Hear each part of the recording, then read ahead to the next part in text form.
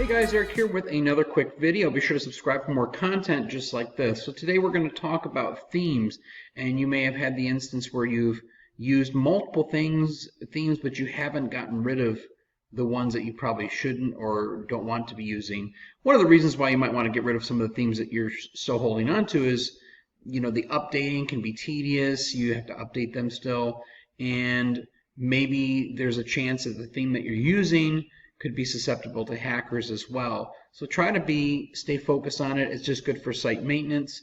So in this site here, you'll notice that we're using the active Elementor, Hello Elementor theme.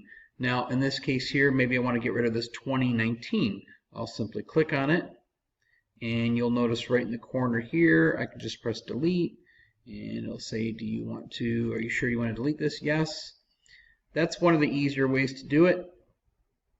I'm going to go ahead and do the same thing here. Delete.